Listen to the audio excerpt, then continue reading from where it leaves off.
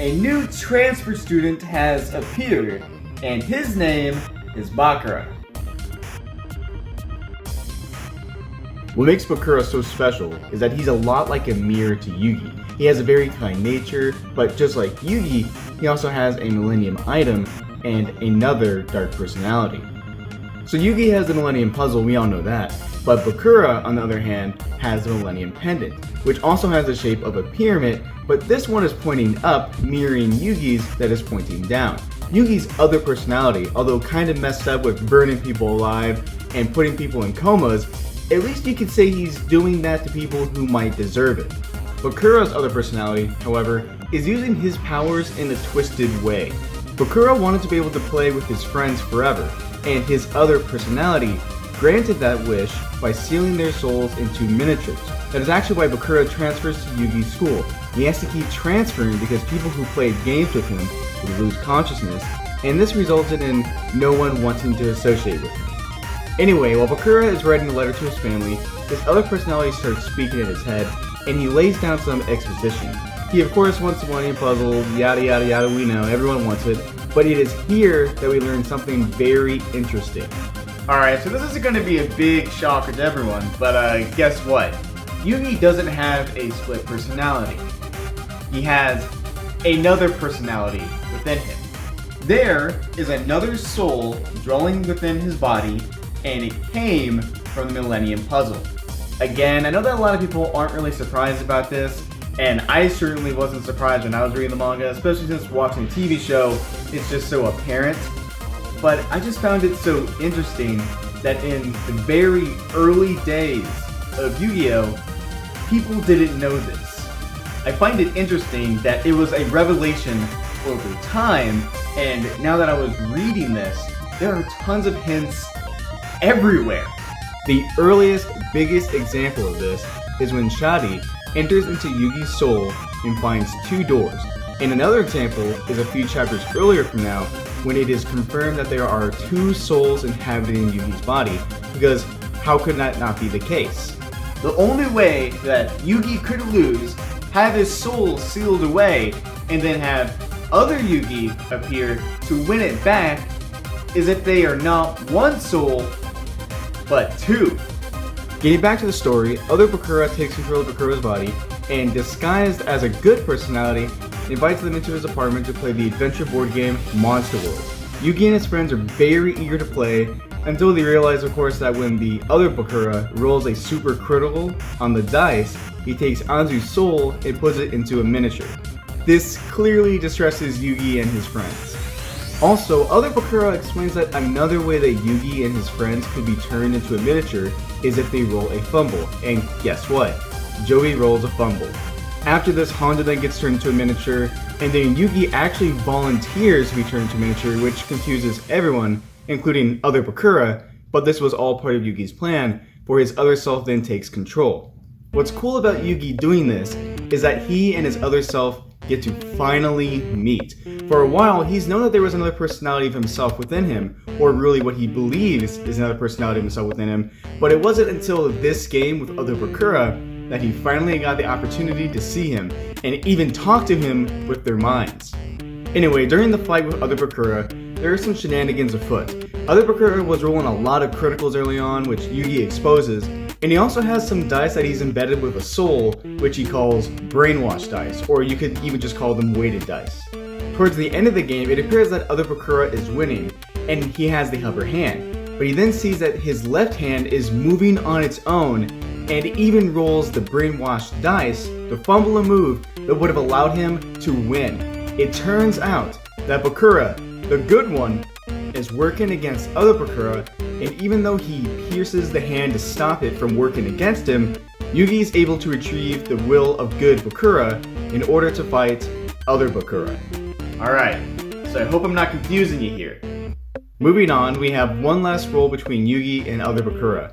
The winner of this roll will decide the fate of the game. Yugi rolls with determination and he manages to roll a super critical, which would have won him and his friends the game if Other Bakura didn't roll a super critical too. However, there is a catch to Other Bakura's roll. While other Yugi put his faith into the dice and got a supercritical, Other Bakura embedded what he believed to be part of his own soul in order to guarantee a supercritical. But this move backfires because it actually guarantees his defeat. Other Bakura actually didn't embed part of his own soul into the dice. He embedded good Bakura's soul into the dice, and with this he has sacrificed himself and made Other Bakura lose the game.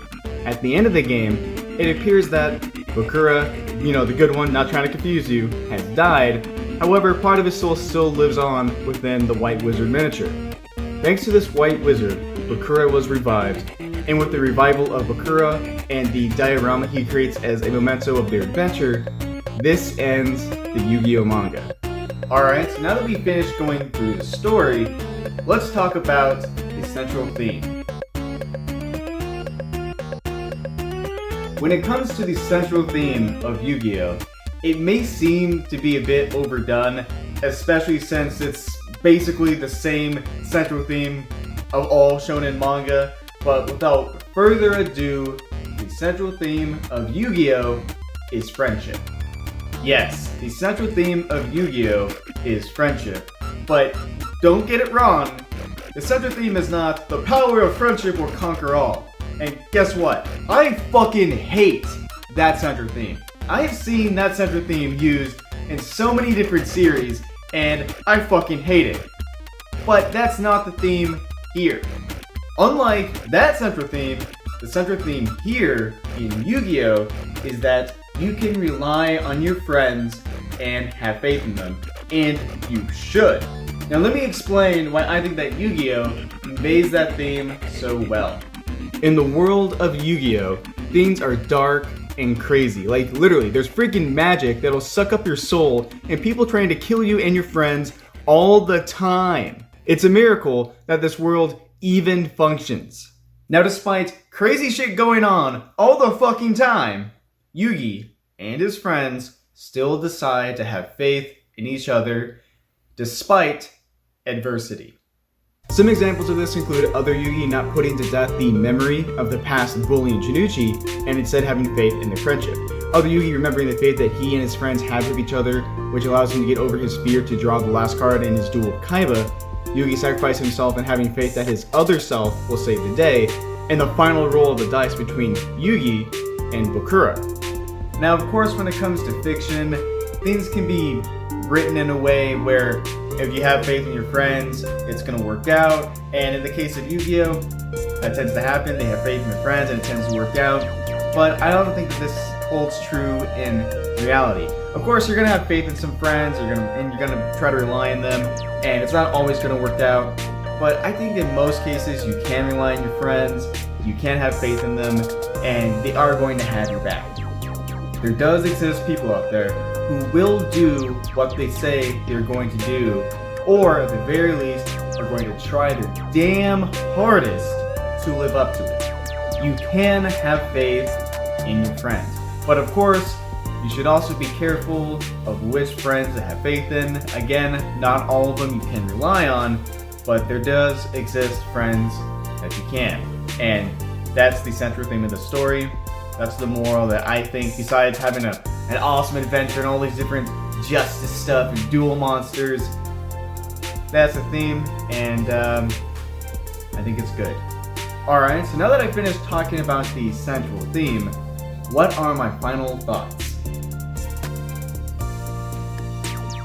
Contrary to popular belief, Yu-Gi-Oh! Is not just about a children's card game called Duel Monsters. It's also about a ton of other shit.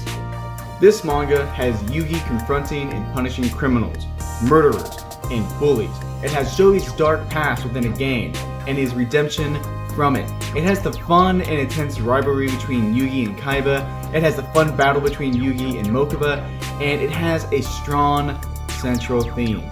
I really like all the wild stuff going on with Joey. I also like all the cool stuff going on with the other games besides Duel Monsters. And when it comes to Capsule Monster Chess, that's fucking awesome. And now when it comes to the stuff that I like the most about the series, I have to say that the thing that I like the most is all the crazy shit going on. And all this stuff going on in the series is way different than what is presented in the Yu-Gi-Oh! TV show. And when it comes to comparing these two, I'm just gonna say it, I think that I like the manga more. I mean it, I think that I really do. Lastly, I'm really happy that I finally got to take a deep dive into the Yu-Gi-Oh! Manga, and hopefully, not too long in the future, I'll be able to continue with the next section, Yu-Gi-Oh! Duelist, but that's a few videos for another time. Especially since that section has like 219 chapters. Holy cow! Anyway, thank you for watching this video. See ya.